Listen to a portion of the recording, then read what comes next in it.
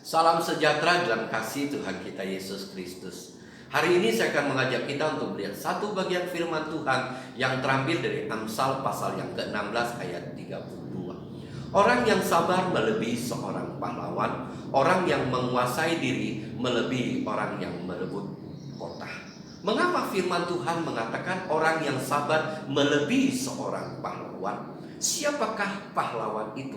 Kalau kita melihat dari konteks kekinian, maka kita akan dapatkan bahwa seorang pahlawan itu bisa didapatkan dari berbagai bidang yang digeluti oleh seseorang.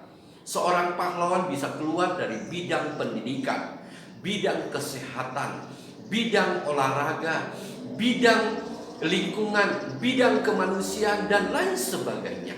Tetapi kalau kita melihat seorang pahlawan dari pengertian pada zaman Salomo, itu pengertian pahlawan itu masih sangat sempit. Seorang pahlawan itu hanya dilihat dari tatkala dia menang di dalam peperangan. Misalnya dia menang 2-3 kali peperangan pun sudah bisa dianggap sebagai pahlawan. Atau seorang yang merebut kota, atau seorang yang telah memberikan kemerdekaan. Pengertian pahlawan hanya sampai di situ. Jadi kalau kita melihat orang yang menang perang 2-3 kali perang, maka dia bisa disebut pahlawan jika dia sudah menang di dalam peperangan itu. Maka kita melihat tak kala Salomo di dalam dia memimpin peperangan dan dia mengalami kemenangan demi kemenangan di dalam peperangan itu, maka kemudian dia dieluk-elukan sebagai pahlawan sehingga menimbulkan hal yang menimbulkan tragedi di kemudian hari, di mana mereka menyebut bahwa Saul hanya membunuh beribu-ribu musuh dan Saul membunuh berlaksa-laksa. Jadi kita melihat 2-3 peperangan saja bisa membuat dia menjadi pahlawan tak kala dia menang di dalam peperangan itu. Demikian juga merebut kota. 2 kali atau 3 kali peperangan dia bisa merebut kota, maka dia bisa mendapatkan kota itu. Bahkan kadangkala dengan 1 peperangan saja pun tak kala dia menang, dia bisa merebut kota itu. Tapi beda dengan orang yang sabar, orang yang menguasai diri untuk mencapai kemenangan. Itu tidak hanya sekedar membutuhkan 2 atau 3 kali sabar, atau 2 kali atau 3 kali atau 4 kali penguasaan diri. Tetapi orang yang sabar, orang yang menguasai diri, dia harus sabar dan menguasai dirinya seumur hidupnya, baru dia bisa mengalami kemenangan. Ini dapat kita melihat dari kehidupan Musa. Musa adalah seorang yang firman Tuhan katakan, Tuhan mengatakan dia adalah orang yang lemah lembut. Bahkan tidak ada seorang pun di permukaan bumi yang mempunyai hati yang selemah lembut Musa. Dia adalah orang yang sabar. Dia sabar terhadap bangsanya dan dia mengasihi bangsanya.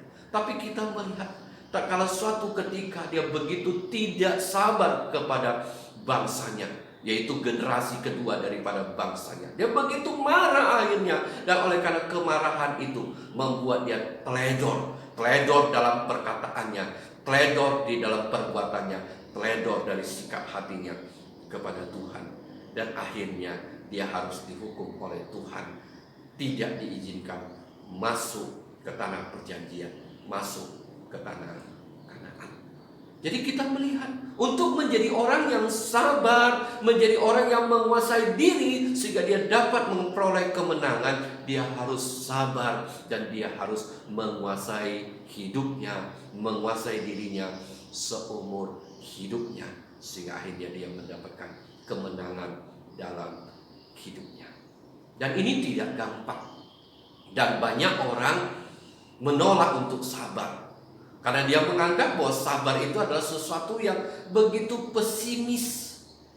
Orang menganggap bahwa sabar itu adalah sesuatu yang pasif, adalah sikap pasrah, sikap orang yang tidak berdaya, sikap orang yang kalah. Sehingga banyak orang yang tidak mau menjadi sabar, karena dia anggap sabar adalah satu bukti bahwa dia adalah orang yang kalah.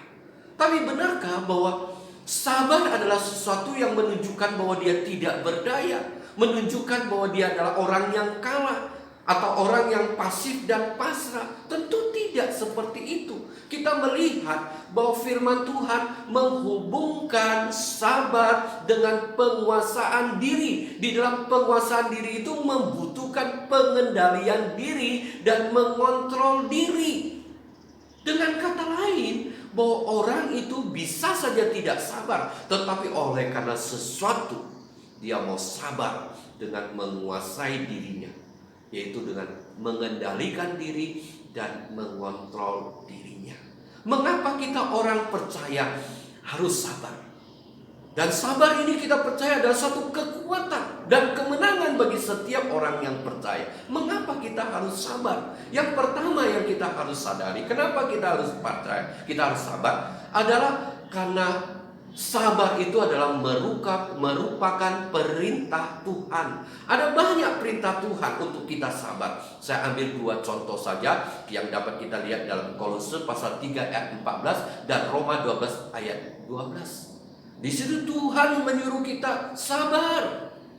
Yang kedua, kenapa kita harus sabar? Karena firman Tuhan di dalam 1 Korintus pasal 3 ayat 4 menyatakan kepada kita bahwa kasih itu salah satu bagiannya adalah sabar. Dengan kata lain, tak kala kita sabar adalah bentuk kasih kita kepada sesama kita. Jadi kita mengerti mengapa kita sabar, karena kita mau mengasihi sesama kita. Dan yang ketiga, kenapa kita harus sabar? Karena sabar membawa kita kepada pengertian yang besar, sehingga kita menjadi orang yang bijaksana. Besar pengertian kita kepada sesama kita yang membuat kita menjadi orang yang bijaksana. Dan kesabaran juga membawa kita menjadi orang yang lambat berkata-kata dan lambat marah. Sehingga di dalam hidup kita bisa mencegah keteledoran, karena begitu cepatnya kita berkata-kata, karena begitu cepatnya kita marah. Kesabaran membuat kita lambat untuk berkata-kata dan lambat marah, sehingga di dalamnya kita bisa mengurangi hidup kita dari berbagai keteledoran yang bisa terjadi dalam hidup kita. Dari sini dapat kita lihat bahwa kesabaran itu adalah sesuatu kekuatan yang datang dari orang yang percaya. Aku sabar karena aku melakukan perintah Tuhan, karena aku mau melakukan firman Tuhan. Aku sabar karena aku mengasihi sesamaku. Aku sabar karena aku tahu itu mendatangkan pengertian besar, mendatangkan kebijaksanaan. Aku sabar karena dengan kesabaran itu membuat aku mengurangi keteledoran dalam hidupku. Dan kesabaran juga menyangkut bagaimana kita sabar di dalam kesesakan, sabar di dalam kesulitan. Dengan kata lain, kita sabar dalam keadaan yang sulit dan sukar dalam kesesakan. Kenapa kita sabar? Karena kita tahu segala sesuatu ada waktunya. Kita tahu segala sesuatu ada yang atur, Tuhan yang mengatur, sehingga di dalamnya kita bisa sabar karena kita tahu Tuhan akan memberikan yang terbaik bagi kita. Dan yang kedua, kenapa kita sabar di dalam keadaan sulit dan sesak? Karena kita tahu bahwa Allah turut campur tangan, Allah turut bekerja dalam segala sesuatu untuk mendatangkan kebaikan bagi orang yang mengasihi Dia. Kita tinggal melakukan apa yang bisa mendatangkan perkenanan Tuhan sebagai wujud kita mengasihi Dia. Dan kita tahu Allah bekerja dalam segala sesuatu untuk mendatangkan kebaikan bagi kita, sehingga kita bisa sabar di dalam kesesakan dan kesulitan. Demikian juga kita bisa sabar walaupun orang kadangkala mereka-rekakan hal yang jahat bagi kita, tapi kita percaya bahwa Tuhan yang mengasihi kita, yang juga mengasihi Dia, akan mereka-rekakan yang baik untuk kita, sehingga kita bisa bersabar di dalam kesesakan, di dalam kesulitan.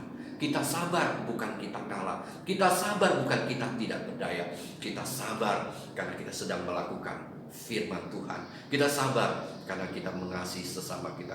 Kita sabar karena kita tahu Allah sedang bekerja mendatangkan kebaikan bagi kita. Jadi sabar adalah kekuatan bagi tiap kita yang percaya kepada Dia. Amin.